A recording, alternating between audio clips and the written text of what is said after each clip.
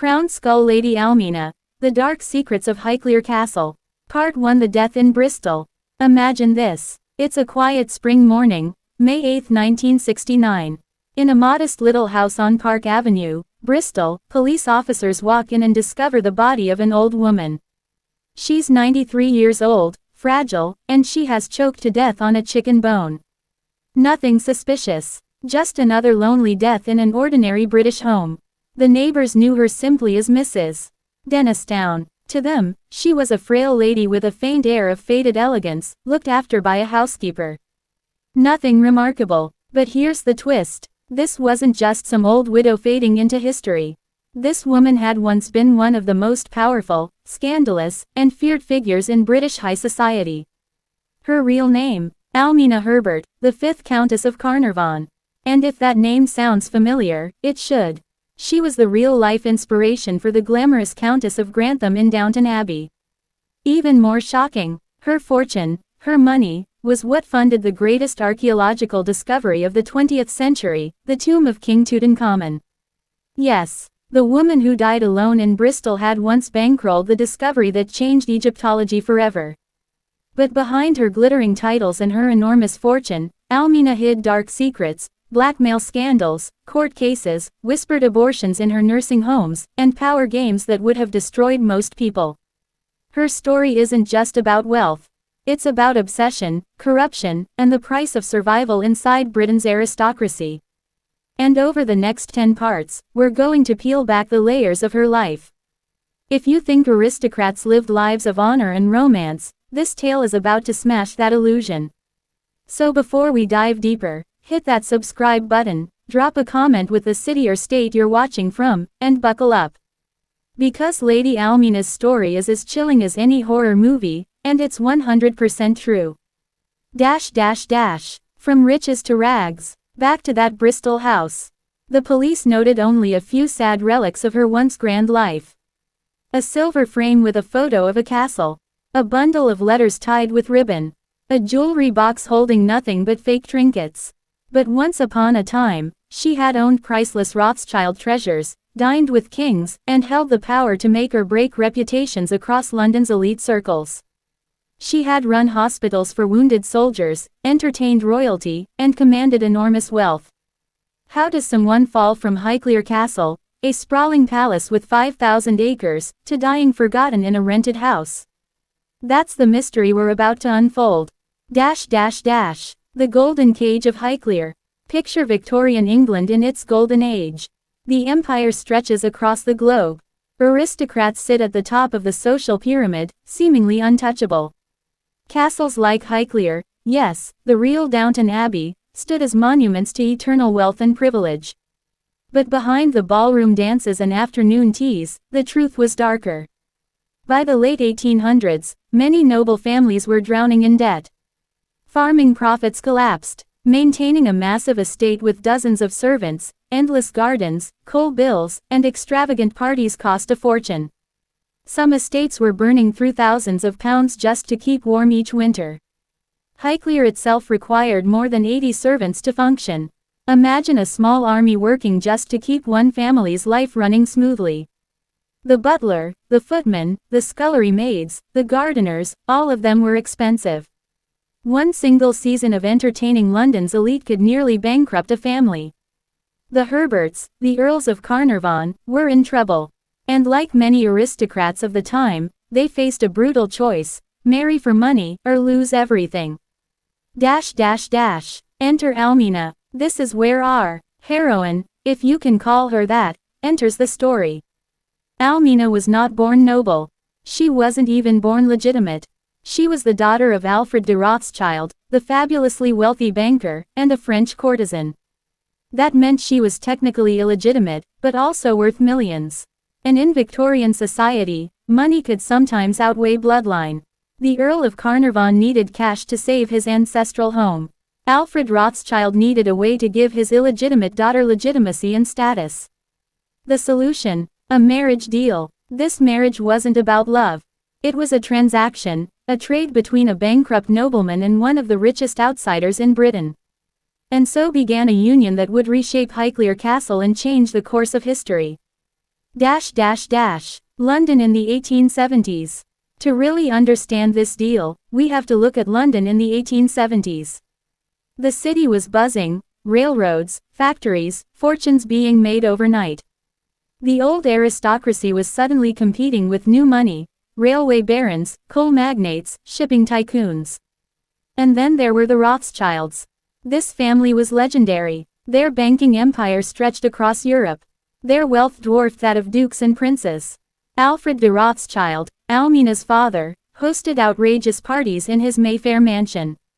Politicians, diplomats, and opera singers mingled under his roof. His art collection rivaled entire museums. But here's the thing, no matter how rich he was, Alfred was still an outsider. Why? Because he wasn't born into the old aristocracy. He could buy castles, but he couldn't buy bloodline. And society never let him forget it. That's why marrying his daughter into the Herbert family was genius. For him, it meant respectability. For them, it meant survival. A dangerous arrangement. This deal was the seed of everything that followed: wealth, power, scandal, and eventually ruin. Lady Almina would go from illegitimate daughter to Countess of Carnarvon. Her fortune would keep Highclere Castle alive, bankroll her husband's adventures, and eventually finance the discovery of Tutankhamun's tomb in Egypt. But power always comes with a price. And Almina's rise to aristocratic glory would open the door to whispered scandals, illegal nursing practices, blackmail, and tragedies that would follow her to her lonely death in Bristol. This isn't just a story of a woman. It's the story of how wealth and desperation collide, how the British aristocracy survived on deals with the devil, and how even the grandest titles couldn't protect someone from destruction. To be continued. And that's just part 1. We've only scratched the surface: Almina's birth, her father's wealth, and the desperate deal that made her a countess. In part 2, we'll step inside the glittering world of Highclere Castle, Downton Abbey in real life. You'll see the grandeur, the servants, the secrets hiding behind closed doors. And you'll start to understand just how fragile this aristocratic paradise really was. So don't miss it. Right finger subscribe. Right finger drop a comment with where you're watching from. Right finger and get ready, because Lady Almina's story is about to get darker. High voltage word count. Approximately 1050 with natural pacing for YouTube narration. Would you like me to keep building the whole 10-part series in this same style, hook plus approximately 1000 words plus cliffhanger, or do you want me to first create a structured outline for all 10 parts before writing them? Crown Skull Lady Almina, The Dark Secrets of Highclere Castle. Part 2: The Illegitimate Heiress. Imagine growing up knowing that your very existence was a lie. That every smile from society, every kind word, every invitation to a party depended not on who you really were, but on a carefully crafted illusion. That's how Lady Almina's story truly begins. Because, before she became the Countess of Carnarvon, before she saved Highclere Castle, before her money unlocked the tomb of King Tut, she was a child born into scandal. A child who would spend her entire life balancing on the razor's edge between respectability and ruin. And the secrets of her birth would haunt her, and everyone connected to her, for decades. A marriage built on sand. Almina was born on April 14, 1876, in London. Official records tell a simple story. Her parents were Captain Frederick Charles Womwell, a British officer turned businessman, and his French wife, Marie Boyer. Respectable, ordinary, safe. But Victorian records were often more about protecting appearances than recording truth. And in Almina's case, the truth was far darker. Marie Boyer was no ordinary wife. She came from a respectable French banking family, spoke 4 languages, played piano like a professional, and carried herself with the sophistication of European high society. On paper, her marriage to Captain Womwell looked perfect, a blend of Old English respectability and continental charm. But behind closed doors, the marriage was a disaster. Frederick was a gambler, a drinker, and a man drowning in debt. He lost fortunes on horse racing, owed money to dangerous creditors, and was accused of forging his wife's signature just to cover his losses. By the early 1870s, his drinking had spiraled into full-blown alcoholism. Marie, humiliated and trapped, separated from him in everything but name. And that legal technicality, the fact that she was still, respectably married, would soon prove very useful. Enter the banker. During her separation, Marie crossed paths with one of the most powerful men in Britain, Alfred de Rothschild. Alfred wasn't just rich, he was Rothschild rich. His family's banking empire controlled the flow of money across Europe. His annual income was bigger than that of most German princes. His art collection could rival entire museums. And his mansion in Mayfair was the stage for some of London's most exclusive parties, lavish affairs where politicians, ambassadors, and opera stars mingled under crystal chandeliers. But despite his wealth, Alfred was an outsider. He was Jewish, unmarried, and barred from the innermost circles of Britain's aristocracy.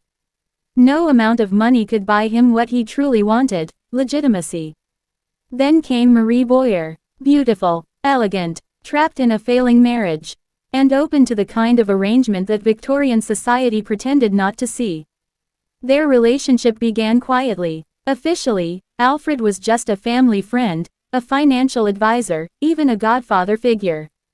But privately, he became Marie's lifeline.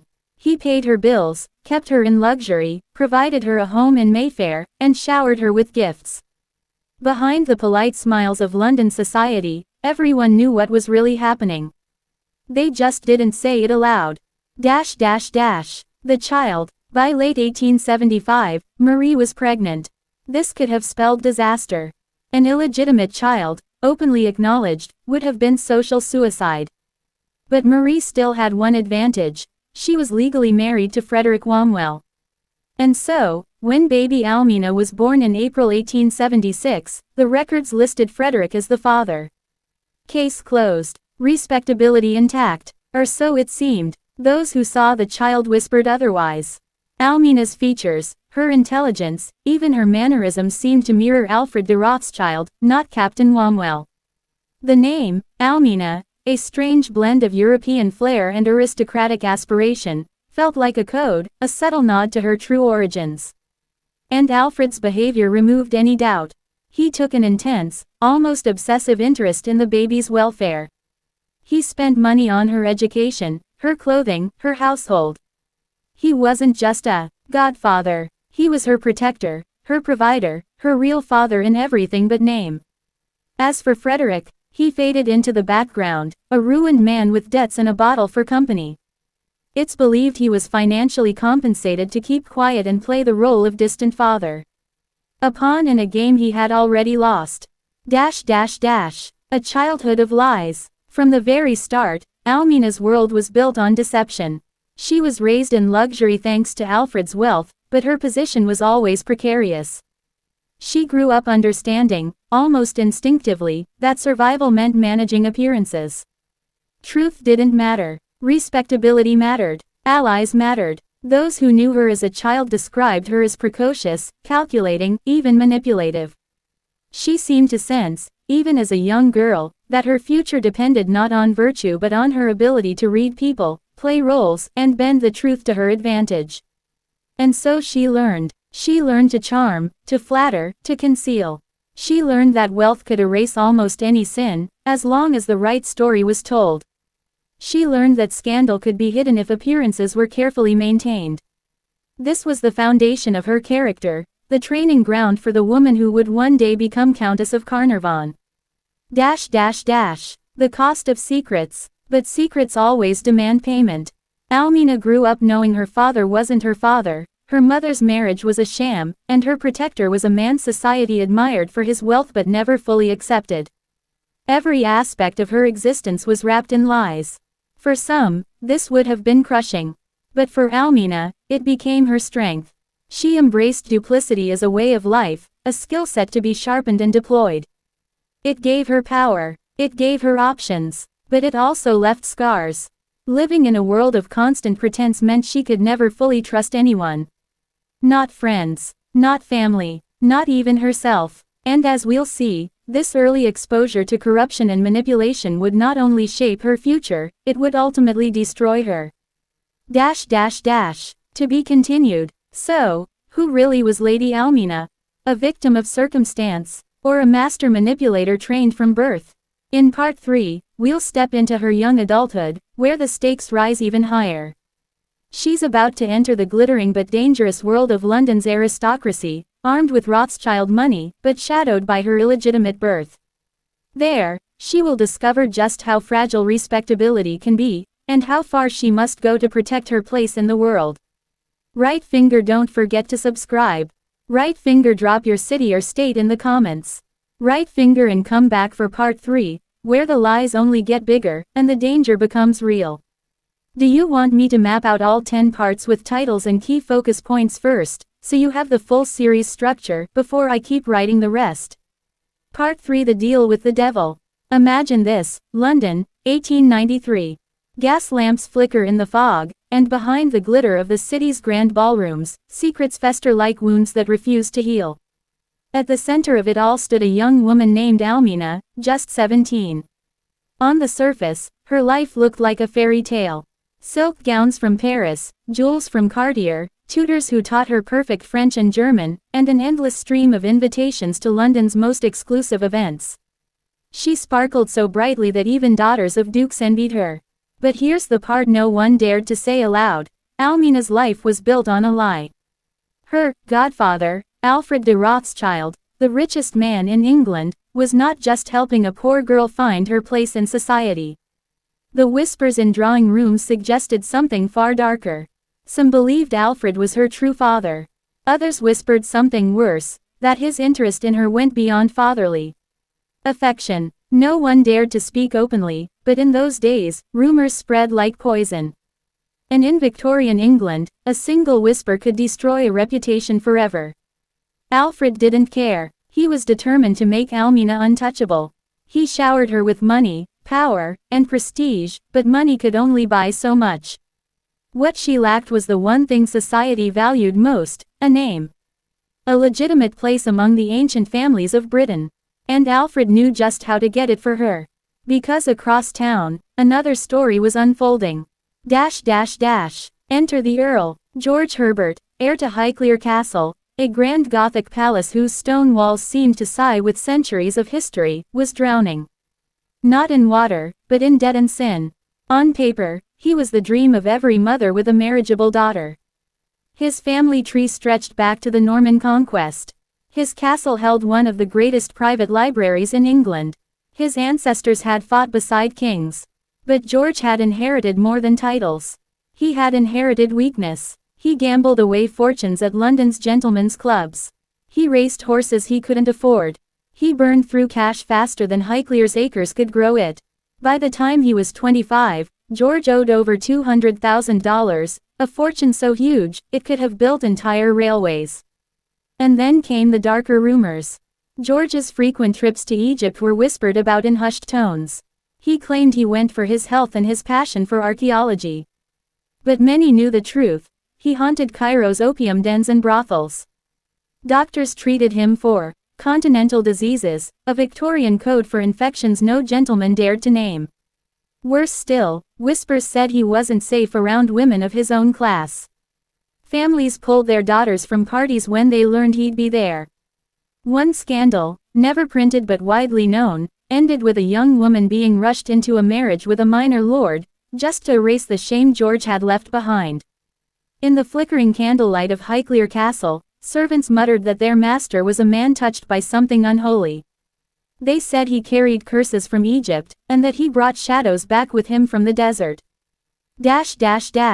The bargain. And so, as 1893 turned into 1894, two lives, Almina's glittering but fragile, George's ancient but rotting, were set on a collision course.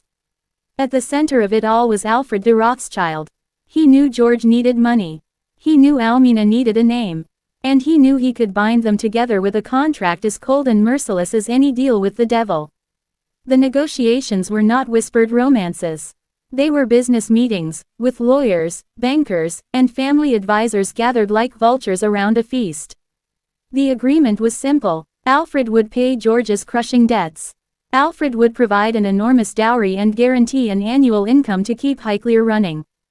In exchange, George would marry Almina and give her the one thing Alfred's money could never buy, respectability.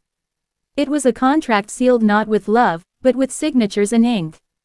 But some claimed that night, when the final papers were drawn, Alfred lingered at Highclere's ancient halls long after everyone else had gone. They said he touched the stone walls and whispered, "She will be your salvation." The servants, listening from the shadows, swore the castle itself shuddered at those words. The wedding that wasn't. On June 26, 1895, London society gathered at St. Margaret's, Westminster. Newspapers described a fairy tale wedding. Almina, radiant in lace and diamonds. George, solemn and noble. The church filled with roses, Rothschild china, and the presence of royalty itself. But beneath the music and champagne, the truth was far darker. This was not a wedding. It was a transaction. The guests clapped. The papers swooned. But some in the pews noticed odd details. The bride's nervous glances, the groom's shaking hands, the way Alfred's eyes followed every step of the ceremony as if he were the true bridegroom. The marriage certificate, signed and sealed, was called a miracle of romance by the press. In reality, it was one of the greatest frauds in Victorian history. A paper mask covering the hunger, shame, and desperation of three people bound together by greed. Shadows at Highclere. When Almina stepped through the iron gates of Highclere Castle as Countess of Carnarvon, she should have felt triumphant. Instead, she felt the weight of 1,000 watching eyes. The castle was magnificent, yes, but also strange. Its Gothic towers cast long shadows across the misty grounds. Its endless corridors whispered with drafts that seemed like voices. At night, the oil lamps flickered without reason, and footsteps echoed where no one walked. Almina tried to brush it off as nerves. But she couldn't escape the feeling that the castle was alive, watching her, testing her. And somewhere deep inside its stone walls, she felt it knew the truth, that this marriage was no holy union, but a pact, a deal that had awakened something far older and far more dangerous. And so the stage was set. Almina, the illegitimate girl turned countess. George, the decaying aristocrat. Alfred, the puppet master pulling strings. Bound together inside a castle that had stood for centuries, guarding secrets no marriage contract could silence. The deal had been made. The ink was dry, but in the shadows of Highclere, something stirred. Something that would not forgive. Right finger, and that was part 3. In part 4, we'll step deeper inside Highclere Castle, where the grand rooms hid unspeakable horrors, and where Almina would discover that money and titles could not protect her from the darkness that had already taken root. Would you like me to also add a creepy 1 to 2 line hook at the very start, like a narrator's voiceover for YouTube, to grab attention before diving into the story? Part 4, Whispers in the Castle. Hook, voiceover style. Every castle keeps secrets. But some secrets don't stay silent. At Highclere, the walls themselves seemed to breathe, and the shadows carried voices of the dead.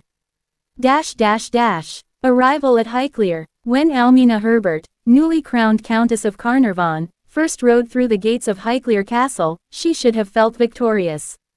The massive Gothic towers rose against the sky like blackened teeth. The sweeping lawns stretched for miles, broken only by the dark line of ancient woods. It was the kind of home most girls could only dream of, a palace, a fortress, and a museum all in one. But Almina didn't feel triumphant. She felt watched. The carriage wheels crunched over gravel as if the earth itself resisted her entrance. When she stepped down, servants lined the steps in rigid formation, their faces pale, their eyes lowered. The butler bowed, but his lips tightened at the corners. It wasn't welcoming, it was wary, almost afraid. Inside, the castle was even more overwhelming. High ceilings groaned under chandeliers. Hallways seemed to stretch on forever, swallowing sound.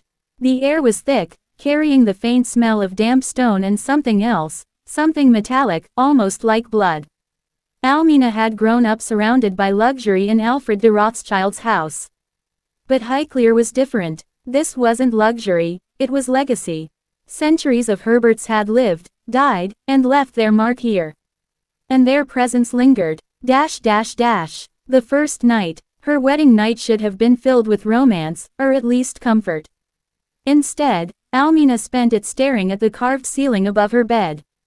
George had stumbled in late, half drunk, muttered something she couldn't understand, and fallen asleep almost instantly. She lay awake, listening. The silence of Highclere was never truly silent. The old castle breathed. Doors creaked without being touched. The wind moaned through hidden cracks. Somewhere down the hall, a clock ticked unevenly, as though it too was struggling for breath. Then came the whispers. At first, she thought it was George, murmuring in his sleep. But when she leaned closer, she realized the sound wasn't coming from him at all. It came from the walls. Faint, like distant voices carried through stone corridors. She couldn't make out the words, only the tone, urgent, insistent, warning. When she sat up, the whispers stopped. But the feeling didn't. Someone, or something, was watching. The servant's silence. The next morning, Almina tried to shake it off. She walked the halls, determined to claim her place as mistress of the castle. But the servants were strange. They obeyed her orders, but with an odd stiffness, as though they had been warned not to get too close. One housemaid, a young girl with frightened eyes, dropped a silver tray when Almina asked about the east wing of the castle. She bent to pick it up, trembling so badly the china rattled against the floor. "What's in the east wing?" Almina pressed. The girl's lips moved, but the butler's voice cut across the hall like a whip. "Best not trouble yourself with that, my lady. Some rooms are not for use." Almina let it drop, but she noticed the girl cross herself as she hurried away. That night, Almina found herself standing before a locked oak door at the end of a dark corridor. The east wing. Her hand hovered over the iron handle, but before she touched it, a cold draft slid under the door. It smelled of mildew, and something rotten.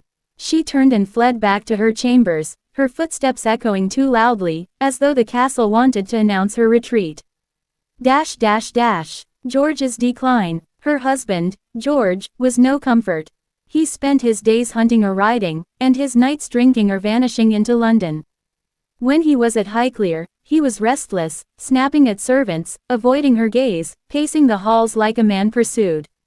Sometimes he disappeared into the library for hours, only to re-emerge pale and trembling, clutching books on Egyptian curses and ancient rites. One evening, she found him staring into the fire, his face drawn, his hands shaking. "They watch me," he muttered. "Who?" Almina asked gently. "Them. The ones I left behind in Egypt." His eyes flicked toward the shadows in the corner of the room. For a heartbeat, she thought she saw movement there, darker than the dark, shifting like smoke. When she blinked, it was gone. George turned back to the fire. "This house, it doesn't keep them out. It lets them in." Almina shivered. She wanted to believe it was just his sickness, his drugged imagination. But part of her, the part that heard whispers in the walls, knew he was telling the truth. The locked room. Weeks passed. The whispers grew bolder. Sometimes they called her name. Sometimes they sounded like children crying. Doors opened on their own. Candles blew out in windless rooms. Finally, Almina's curiosity broke her fear. One stormy night, when George was away in London, she took a keyring from the butler's office and returned to the east wing.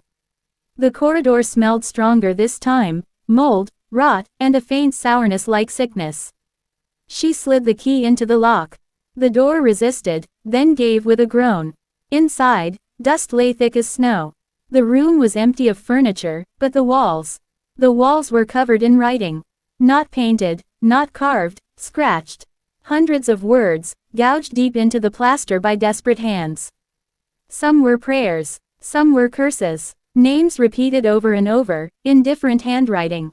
The Herbert family's names. And in the center of one wall, in letters so deep they exposed the stone beneath, was a single sentence. The price must always be paid. The door slammed shut behind her. The whispers rose into screams. She dropped the keys, clawing at the handle, her breath ragged. At last, the door burst open, and she stumbled into the corridor, her heart pounding. The hall was empty, but as she looked back, she saw the words on the wall glowing faintly, as if the stone itself remembered. The haunting. From that night on, Almina knew Highclere was not just a castle.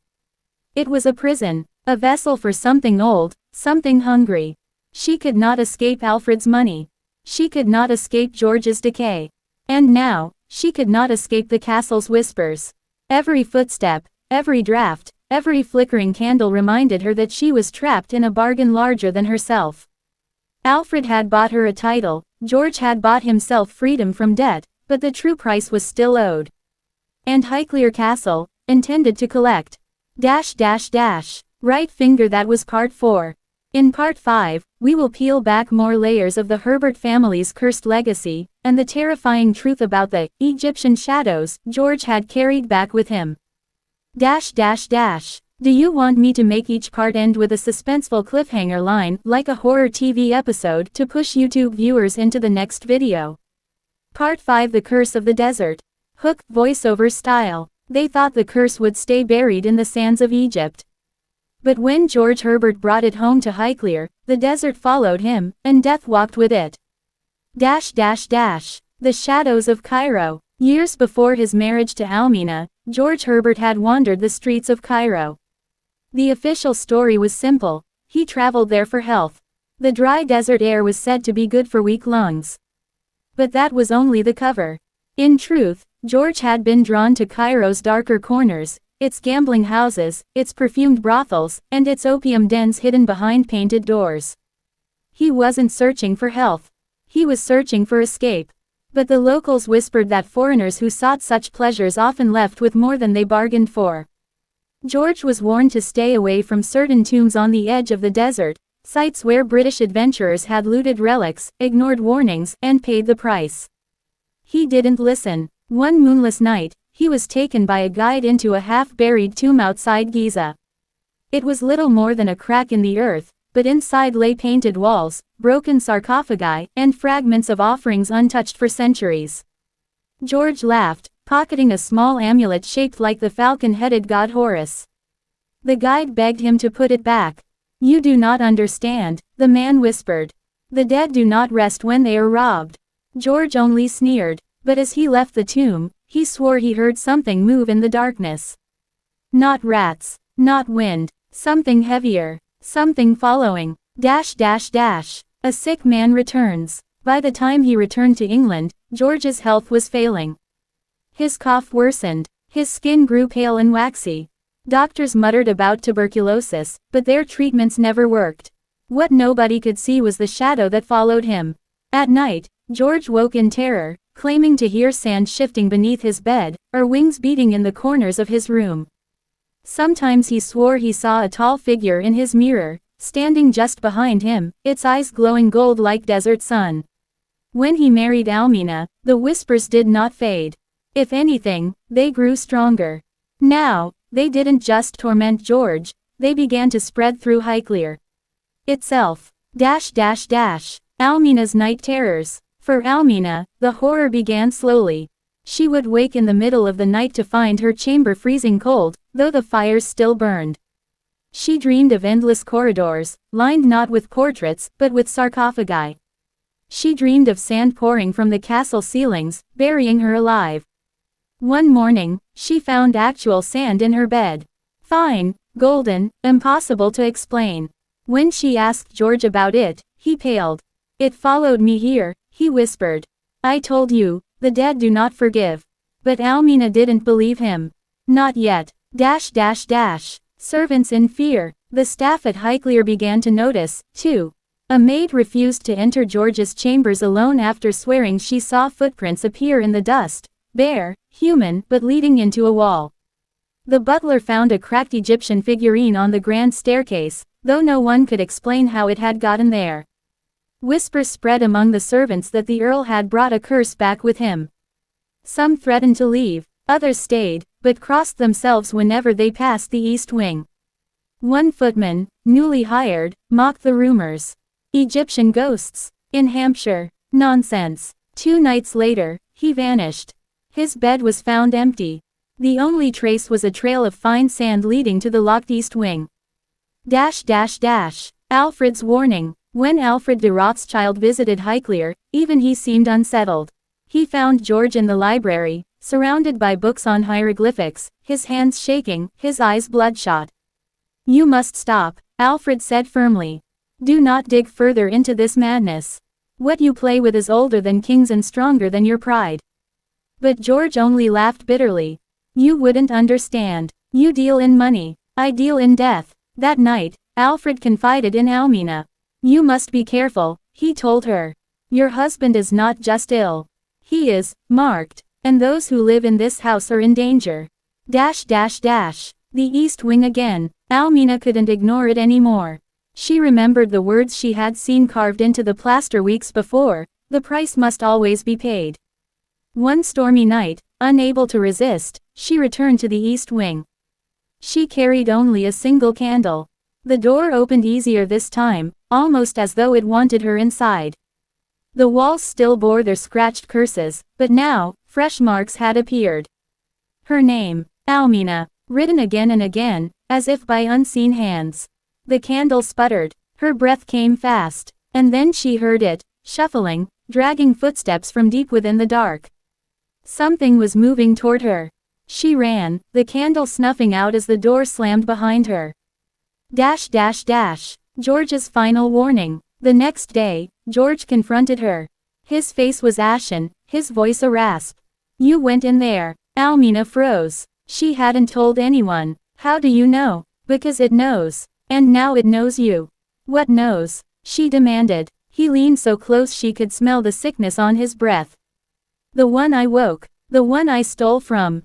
It wants its offering." Almina trembled. "What offering?" George gave a bitter smile.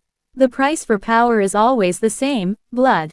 The cliffhanger. That night, Almina woke to the sound of footsteps in her chamber. Not George's. He was asleep beside her. Slowly, she turned her head. At the foot of her bed stood a tall, shadowed figure. Its face was hidden, but its eyes burned gold, like suns sinking into the horizon. Sand trickled from its robes onto the carpet. When she gasped, it raised a hand, not in greeting, but in command. And the whispers began again. This time, they spoke in English, clear and cold. "The price must be paid." Right finger. That was part 5. In part 6, the curse of Egypt takes its toll inside Highclere's walls, and Almina must decide, sacrifice her soul, or lose everything she has gained. Do you want me to amp up the horror in part 6, more ghostly apparitions, blood, and deaths, or keep it slow burn gothic with whispers, dread, and curses? Part 6: The House That Wouldn't Sleep. Hook, voiceover style. By 1898, Highclere Castle wasn't just a home anymore. It was alive, and it was hungry. Highclere's restless nights. After the shadowy figure appeared at the foot of her bed, Almina told herself it was a dream. But the dreams didn't stop. Every night, she woke to whispers. Sometimes in English, sometimes in a language older than stone. Her sheets smelled faintly of dust and incense. She began to dread nightfall, pacing the halls until dawn with candles flickering in her shaking hands. The staff noticed her change. One maid swore that the Countess was seen speaking to an empty corner in the drawing room, whispering, "Please, not him, take me instead." But the more Almina resisted the curse, the stronger it grew. Death in the servants' wing. The first real tragedy struck in the spring of 1898. A young scullery maid, barely 15, was found lifeless at the bottom of the servants' staircase. Her neck was broken, her eyes wide open in terror. Officials declared it an accident. But the staff whispered otherwise. She was pushed, one footman claimed. "I saw her fall, but her hands were reaching up, like something dragged her down." Even more disturbing was what they found in her apron pocket: a handful of sand, fine and golden, still warm as if taken from the desert sun itself. From that day forward, half the servants refused to sleep in their quarters. They crowded together in the kitchens at night, praying under their breath while the castle groaned and sighed like a living thing. George's decline. Meanwhile, George grew worse. His cough rattled the windows. His skin turned the color of parchment. He sometimes collapsed at the dining table, muttering about the wings in the dark. One night, Almina found him scribbling on scraps of paper. They weren't letters. They were warnings. It waits. The falcon watches. No heir shall live. When she asked him what it meant, he laughed bitterly. It doesn't want me, Almina. I'm already marked. It wants the future. It wants our bloodline. The horror of his words sank into her bones. This curse wasn't just about him, it threatened everything she had sacrificed for. Alfred returns. Alfred de Rothschild came again to Highclere, summoned by Almina's desperate letters. He found the castle darker than ever, shutters drawn though it was midday, the air heavy as if soaked with smoke. You must leave, he begged Almina. This house, it drinks you dry. I'll find you another estate. Take your fortune and run. But Almina shook her head. If I leave, they'll say I was never a true countess. Everything I've built will be gone. Alfred's face hardened. What is nobility worth if it costs you your soul? But Almina's pride chained her to Highclere's crumbling halls. The East Wing awakens. That summer, the East Wing was no longer silent. Servants swore they heard chanting behind its locked doors. Lights flickered in its windows at midnight, though no fire burned inside. Once, the butler claimed he saw a figure standing at the very top window, tall and draped in shadow, its golden eyes glowing in the storm. When the Earl heard of it, he whispered, "It's awake. I told you, it never sleeps once it has fed." The wing was bricked up by order of the Earl, but even walls could not silence it. The chanting grew louder, echoing through the stone as though the castle itself carried the voice of the desert. A child is born. In 1901, Almina gave birth to a son, Henry. For a brief moment, there was joy. Highclere's ancient halls rang with music again, and visitors marveled at the healthy air. But George trembled as he looked at the boy. It will come for him, he said. No heir shall live. That night, the nursery filled with sand. The nursemaid found tiny grains coating the baby's crib, though every window had been shut tight. Almina screamed at George, "You've cursed him. You brought this thing here." George only wept, coughing blood into his hands. The first sacrifice. Weeks later, the nursemaid was found dead. She had suffocated in her sleep, though no pillow was near her face. Her mouth and nose were filled with sand. The doctor called it a tragic accident. But Almina knew better. The whispers that night were louder than ever. And this time, they spoke directly to her. "The child is ours, unless you give us another." Almina clutched her son, trembling. She had risen from illegitimacy to countess, from scandal to power, but now, the price was clear. To keep her son, someone else had to die. The ball at Highclere. To distract from rumors, Almina hosted one of the grandest balls of the decade. Dukes, lords, and princes attended, dazzled by her diamonds and Alfred's funding. Highclere glowed with hundreds of candles, and for one night, it seemed the curse had been banished. But as the orchestra played, a chandelier crashed from the ceiling, shattering in a rain of glass and fire. Guests screamed. A count was nearly impaled by a twisted iron spike. When the smoke cleared, there was sand on the ballroom floor. The whispers had followed her even here. The cliffhanger. That night, Almina crept into the East Wing once more. She carried no candle this time, only fury. "Show yourself," she shouted into the dark. "If you want blood, take mine." For a moment, there was silence. Then the walls began to bleed sand. It poured from cracks in the stone, filling the room around her feet, rising inch by inch. And from the shadows, the figure appeared, taller than before, its golden eyes fixed not on her, but on the child cradled in her arms. "The heir belongs to us." Right finger. That was part 6. In part 7, the curse tightens its grip, death spreads through Highclere, and Almina faces a choice that will damn her forever. Would you like me to lean heavier on supernatural horror for part 7, ghosts, apparitions, bloody sacrifices, or blend it more with real historical scandals, lawsuits, blackmail, deaths covered up as accidents? Part 7, The Curse in the Walls of Highclere. Movie camera hook for YouTube. They thought the marriage bought them safety. They thought money could silence the past. But Highclere Castle was not just a home, it was a trap. And what waited inside its walls would turn their gilded lives into something closer to a nightmare. By the late 1890s, Almina and Lord Carnarvon had settled into life at Highclere Castle, the sprawling Gothic mansion that loomed over the Hampshire countryside. To the outside world, it was a fairy tale. A dazzling young countess, her ancient noble husband, and wealth flowing into the estate like never before. But inside, the cracks were already showing, and they weren't just financial. Highclere was more than a castle. It was a labyrinth of secrets.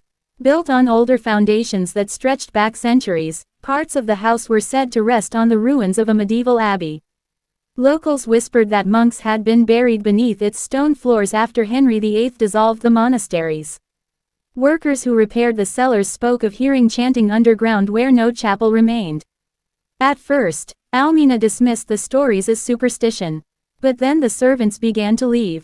Housemaids complained of doors slamming on their own in the long corridors.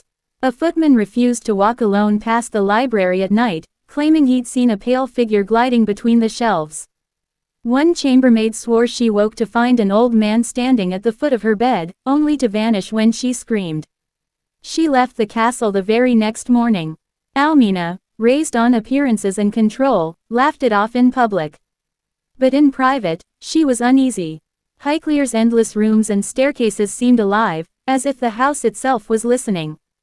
Mirrors caught shadows that shouldn't be there. At night, when the wind rattled the windows, she sometimes heard a faint scratching sound, like fingernails against stone. Lord Carnarvon, meanwhile, cared little for ghost stories. His concerns were far more worldly. Despite Alfred de Rothschild's money, his spending had not slowed. Gambling, fast horses, expensive travels, he drained funds as quickly as they arrived. By the end of the decade, debts were again piling up, and whispers about his ruin returned to London clubs. This made him bitter, and his bitterness showed in his marriage. He grew jealous of Almina's closeness to Alfred, suspecting, sometimes loudly, that the bankers still controlled more than just their finances. Their fights echoed through the grand halls, and servants began to speak of a curse, that no happiness could survive long inside Highclere. One night in 1898, that curse seemed to make itself known. Almina was returning from a charity event in London. She entered her private chamber after midnight, exhausted, and found her bed neatly turned down. At first, she thought nothing of it, until she noticed the sheets were damp, as if soaked in something dark. Pulling back the cover, she recoiled in horror. The white linens were smeared with what looked like blood. She screamed for her maid, but when others arrived, the stains were gone. The bed was spotless, the sheets clean. They looked at her strangely, whispering later that perhaps the Countess was overly imaginative. But Almina knew what she had seen. After that night, the visions increased. Candles blew out in empty rooms. The smell of burning wax filled hallways where no flame had been lit. A child's laugh echoed in the stairwell, though no children lived at Highclere yet. The staff whispered about an old legend, that a monk, accused of treachery, had been bricked alive inside one of Highclere's walls centuries earlier. His soul, denied proper burial, wandered the estate seeking release. Some claimed his cries could still be heard on stormy nights. Almina tried to ignore it all, pouring herself deeper into social duties and charity. But she could not ignore the feeling that something inside Highclere had claimed her. Even when she looked in the mirror, she sometimes thought her reflection lagged, blinking a moment too late. For Lord Carnarvon, the haunting was less supernatural and more symbolic. His health began to decline sharply. Doctors blamed his fast life, gambling, drinking, reckless nights in Cairo, but there was a darkness in his eyes that no medicine could touch. He confessed once, in a rare moment of vulnerability, that he dreamed nightly of being buried alive beneath the castle. Almina dismissed it, but in her heart, she recognized the echo of the old monk's tale. By the turn of the century, the marriage had become a performance for society. Lavish dinners and grand parties filled Highclere's halls, but behind closed doors the atmosphere was suffocating. Almina's laughter grew forced, Carnarvon's temper shorter. And always, just beneath the glitter of Rothschild gold, was the sense that the house itself was watching, waiting. The newspapers wrote of glamour. The servants whispered of ghosts. But those who walked Highclere's halls at night knew the truth. The castle was not simply haunted by the past. It was feeding on the present. And as the new century dawned, the shadows only grew darker.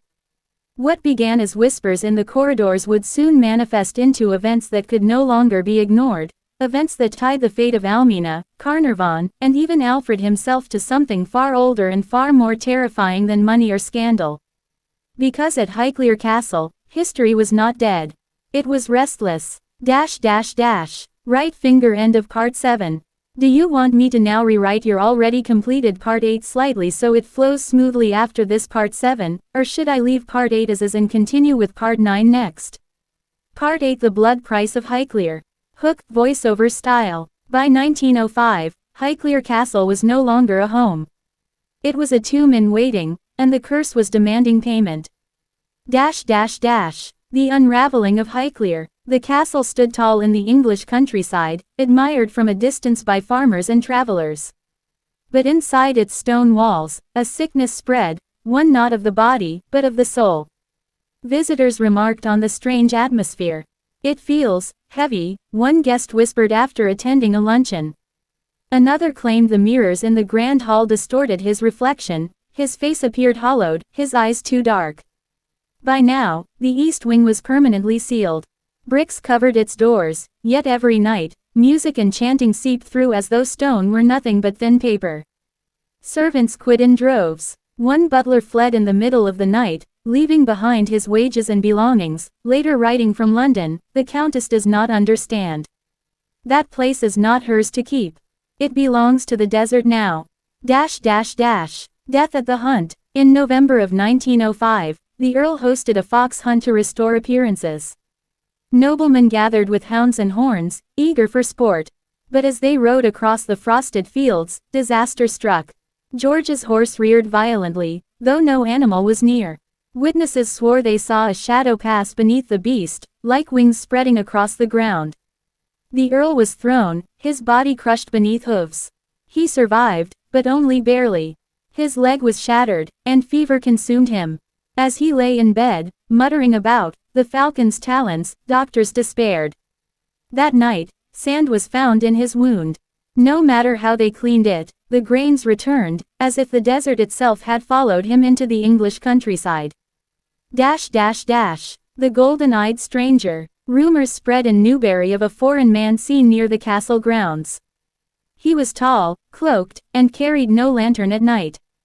Farmers said his eyes glowed like molten gold, and wherever he passed, dogs howled in terror. One shepherd claimed the man stood outside the gates of Highclere for hours, staring silently, as though waiting for an invitation. When Almina heard, her heart froze. She remembered the same golden eyes staring from the east wing. And she realized, this was no ghost bound to the castle. It could leave, it was free to roam. The family divided. By now, the household was fractured. George, bedridden, spoke only of death. "It will take me soon," he croaked. "But not before it takes the boy." Almina clutched little Henry in her arms. "No, he is the future. He is everything." Alfred de Rothschild visited again, furious at what he found. "You let this place consume you. Leave with your son before it's too late." But Almina's pride was unbroken. "If I run, I lose my title, my fortune, everything. I will not be remembered as a coward." Alfred spat bitterly. "Then you will be remembered as the woman who fed her family to a curse." The servants' rebellion. The breaking point came in 1906. The cook, a stout woman with no fear of lords or ladies, burst into the dining hall. One morning, apron stained with flour and tears. "I won't serve this house no more," she cried before the assembled family. "You don't see what we see. Every night, the halls are full of whispers. The mirrors show faces that ain't ours. And the child, your son, he plays with shadows no one else can see." Other servants backed her. Together, they stormed out of Highclere, abandoning the castle. Within weeks, only a skeleton staff remained. Now, the vast estate echoed with silence, broken only by the constant creak of its old bones. The child and the shadow. Henry was 5 now, a bright boy with curious eyes. But Almina began to notice strange habits. He would sit for hours in dark corners, smiling at nothing. Sometimes, when she asked what he was doing, he would reply, "Playing with the man with the bird head. He says I'm special." Almina's blood ran cold. She demanded he stop, but Henry would only laugh. Once, she caught him holding a feather, long, black, and sharper than any quill. She threw it into the fire, but it did not burn. That night, she woke to find Henry standing at the foot of her bed, eyes glassy, whispering, "The falcon wants me." A death in the chapel. The local vicar, alarmed by rumors, insisted on blessing the castle. One Sunday, he stood in Highclere's chapel, sprinkling holy water across the pews. The congregation of servants and family bowed their heads. But as he raised the crucifix, his voice faltered. His face went pale. He dropped to the floor, gasping. Blood poured from his nose and ears. The crucifix clattered to the ground, its silver edges corroded black in seconds. The vicar was dead before anyone reached him. And on the altar lay a single feather, glistening with gold. The bargain. That night, Almina dreamt she was walking through a vast desert. Towers of sand rose around her, and at the center stood a temple older than the pyramids. Inside, the golden-eyed figure waited. Its wings stretched wide, casting shadows across the stars. "The boy is ours," it said. "Give him willingly, and you shall reign in wealth forever. Refuse, and the house shall eat you all." Almina fell to her knees. "No, take me instead." The figure tilted its head. "Your blood bought the door. His blood will keep it open." She woke screaming, her sheets filled with sand. The cliffhanger. By 1907, George was near death. His final words to Almina were not of love, but of warning. "You cannot fight it. You must choose. One life, or all." That evening, thunder shook Highclere. The sealed east wing split with a crack, bricks tumbling to the floor. The chanting roared louder than ever. Henry stood in the hallway, smiling, his hand reaching for the open doorway. Almina screamed his name, and from within the shadows, the golden eyes glowed brighter than fire. "The heir is ready. Right finger." That was part 8. In part 9, the curse takes its most terrifying form. Blood is spilled in Highclere, and the true nature of the ancient horror is finally revealed. Do you want me to push part 9 into full supernatural horror rituals, blood sacrifices, monstrous form, or keep it grounded in gothic tragedy, accidents, scandals, unexplained deaths that look natural? Part 9. The curse tightens its grip. Imagine this. Candle. The grand halls of Highclere Castle are silent, their windows rattling under a cold Hampshire wind. Portraits of long-dead ancestors glare from the walls as though they know the family's darkest secrets. What began as whispers of scandal has now grown into something far more dangerous, an invisible weight pressing on the Carnarvon household. It was no longer just about money, reputation, or social standing. By the early 1920s, death itself had become part of their story. Almina, now, middle-aged but still sharp and commanding, walked those echoing halls with the restless energy of someone who knew her empire was beginning to crumble. The fortune Alfred de Rothschild had funneled into her marriage had kept Highclere afloat for decades.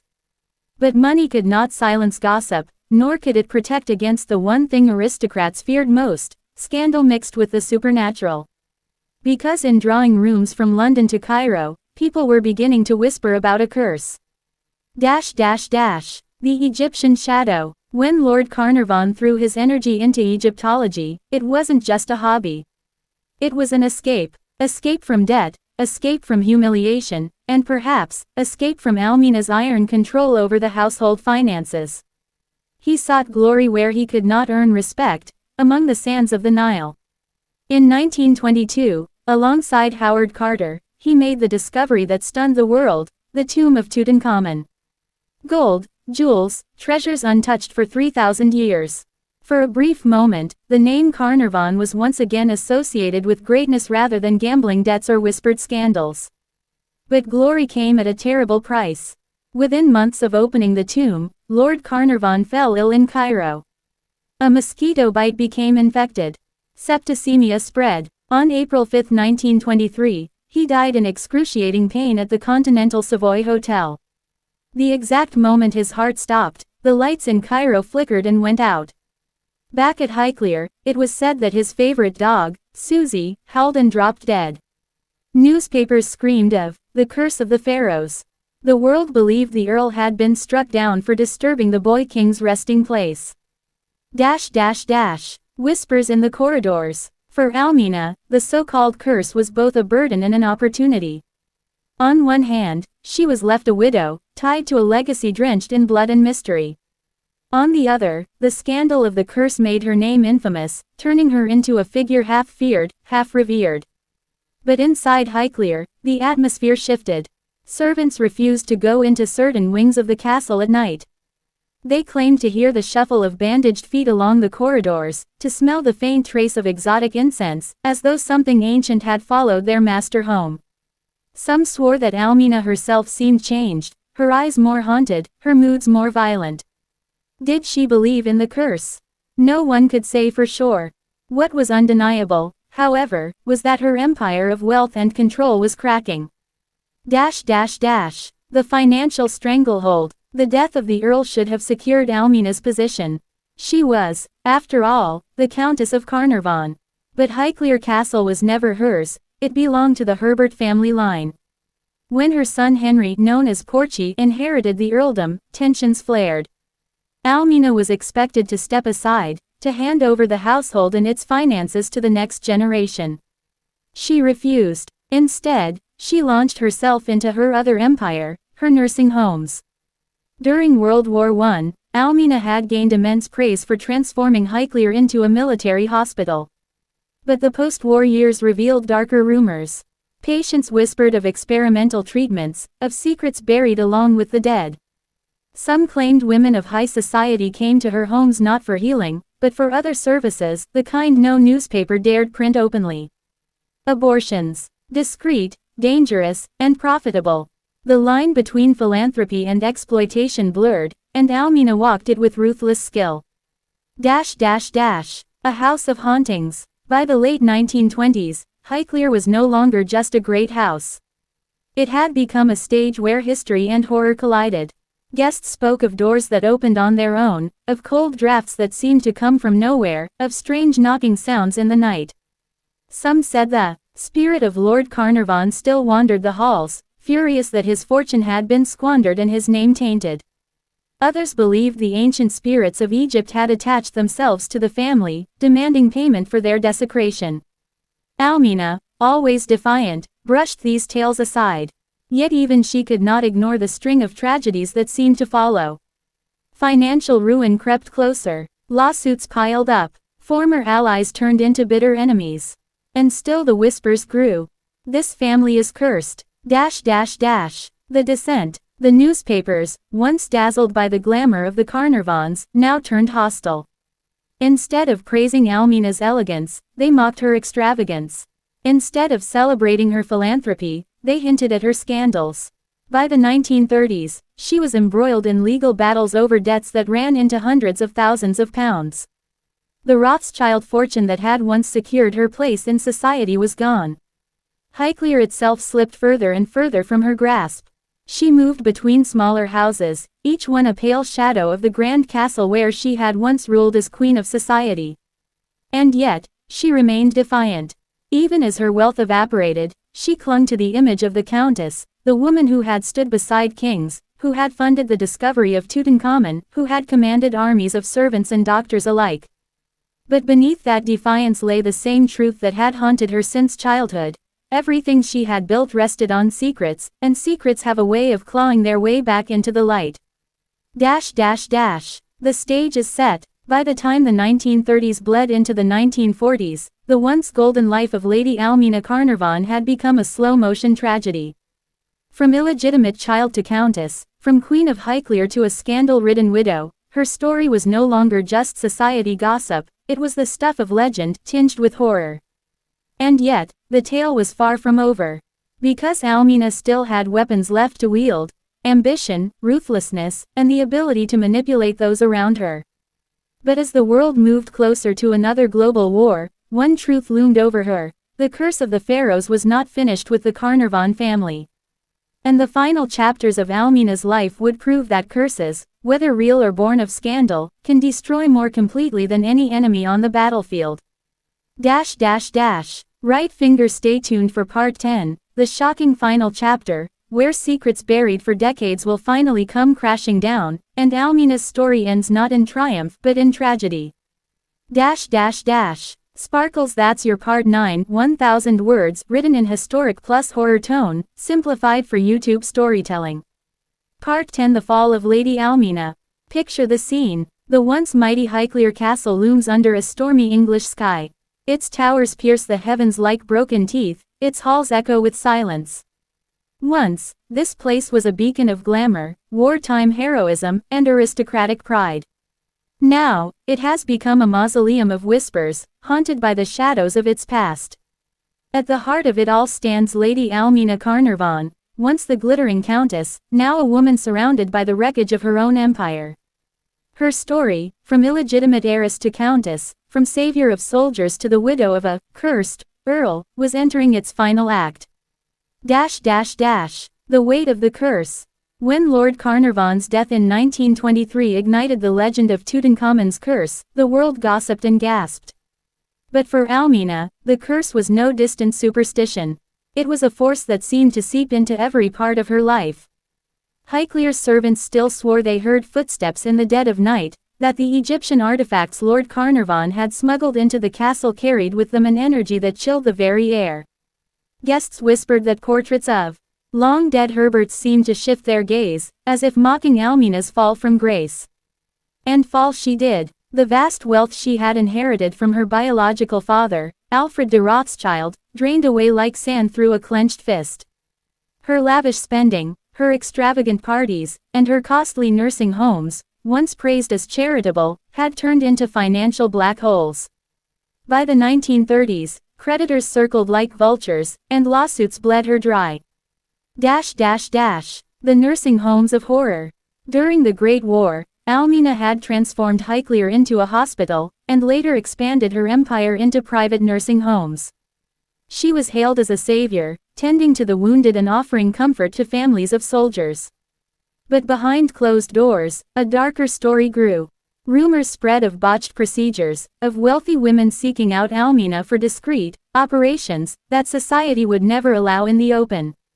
Whispers told of blood on her gowns, of rooms where patients were never seen leaving alive.